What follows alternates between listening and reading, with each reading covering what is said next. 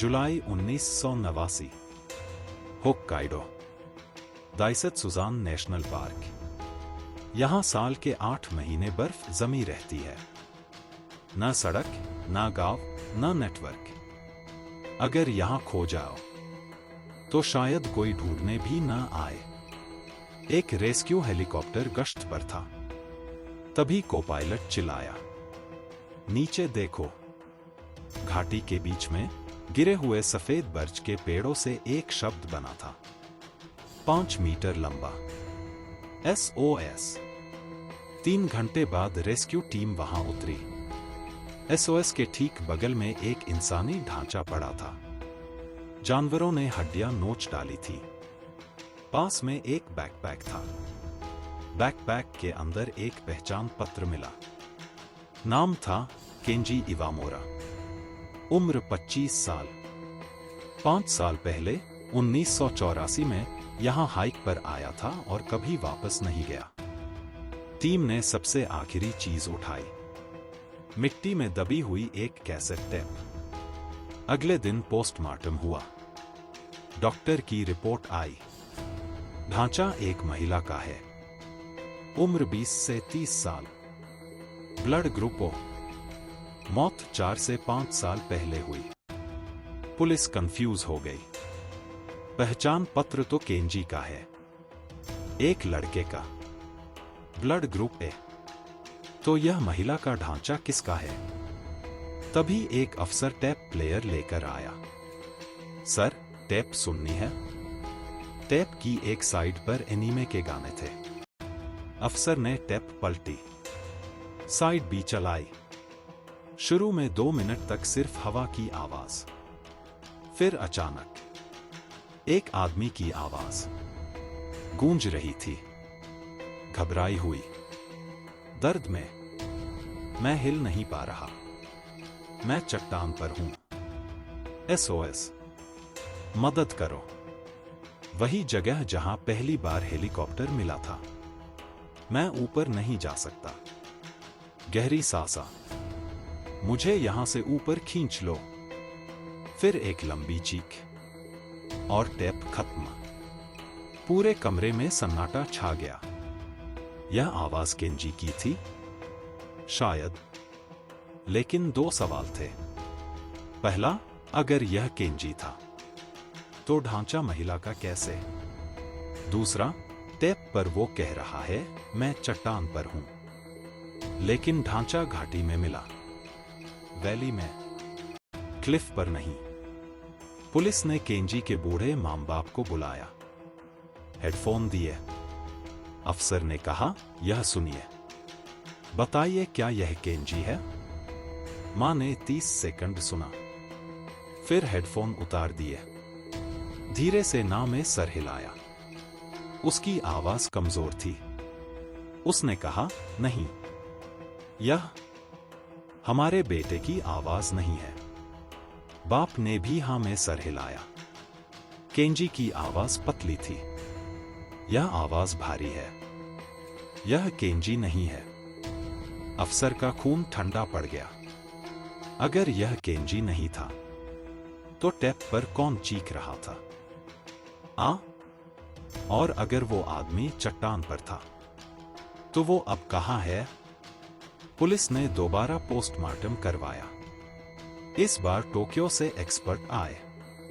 1 हफ्ते बाद नई रिपोर्ट आई। रिपोर्ट में लिखा था, पहली रिपोर्ट गलत थी। ढांचा पुरुष का है। Blood group A। DNA Kenji के मां बाप से 99.7% मैच करता है। यह केंजी इवामोरा ही है।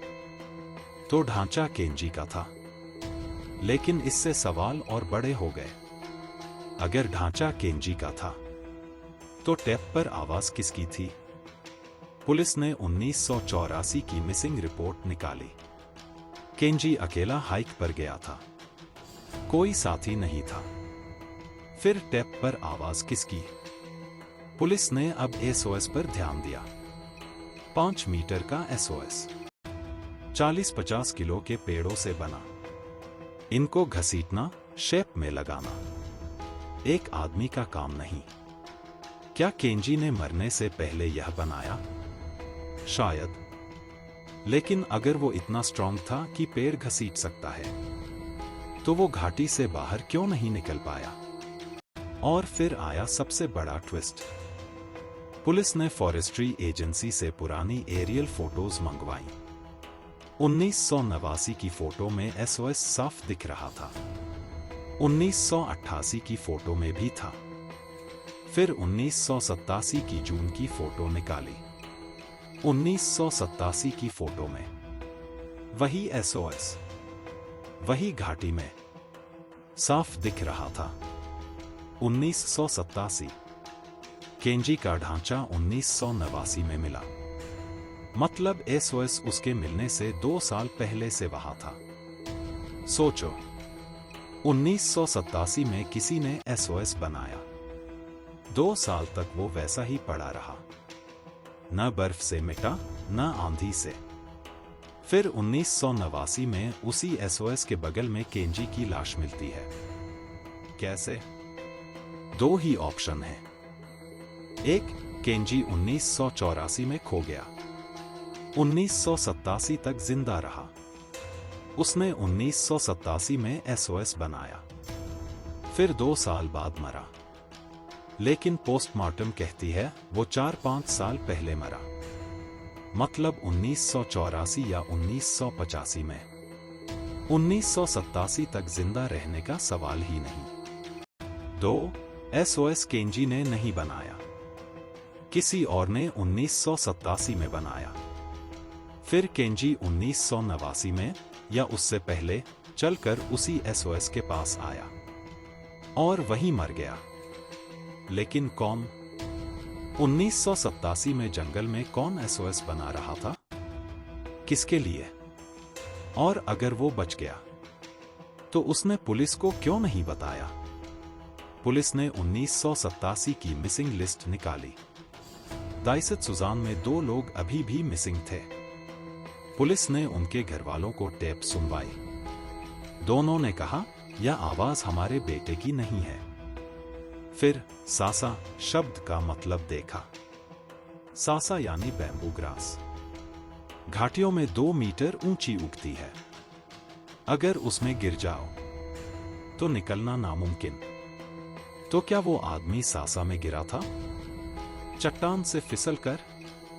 इसलिए कह रहा था गहरी सासा, मुझे ऊपर खींच लो। पुलिस ने घाटी में सासा कटवाई। मेटल डिटेक्टर से जमीन चेक की। कुछ नहीं मिला।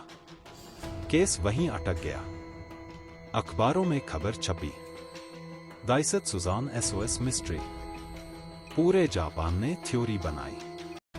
किसी ने कहा कातिल था, उसने 1987 में किसी को मारा, एसओएस बनाया। फिर 1989 में केंजी वहां पहुंच गया। लेकिन कातिल टेप पर मदद क्यों मांगेगा? एक लोकल बूढ़े ने कहा दाइसेत सुजान में आत्माएं हैं। वो खोए हुए लोगों की आवाज कॉपी कर लेती हैं। वो एसओएस इंसान ने नहीं बनाया और टेप पर केंजी नहीं था। पुलिस ने केस 1991 में बंद कर दिया। कारण लिखा एक्सीडेंट। लेकिन 3 सवाल आज भी बाकी हैं। 1, एसओएस 1987 में किसने बनाया? 2, टेप पर चीखने वाला आदमी कौन था अगर केंजी नहीं था? 3, ना, अगर केंजी चट्टान पर था तो उसकी लाश घाटी में कैसे पहुंची? आज 35 साल हो गए। वो टेप अभी भी होक्काइडो पुलिस के लॉकअप में पड़ी है। एसओएस को बर्फ और समय ने मिटा दिया। अब वहां सिर्फ सासा उगती है, 2 मीटर ऊंची, घनी, खामोश। कभी कभी टूरिस्ट वहां जाते हैं। गाइड उन्हें वार्निंग देता है, सासा में मत जाना। एक बार गिर गए तो कोई नहीं खींचेगा ऊपर। और रात में जब हवा चलती है, सासा सरसराती है, तो लगता है जैसे कोई दूर चट्टान से चीख रहा हो, मदद करो, मुझे ऊपर खींच लो। लेकिन अब वहां कोई हेलीकॉप्टर नहीं जाता, क्योंकि अब वहां कोई एसओएस नहीं है।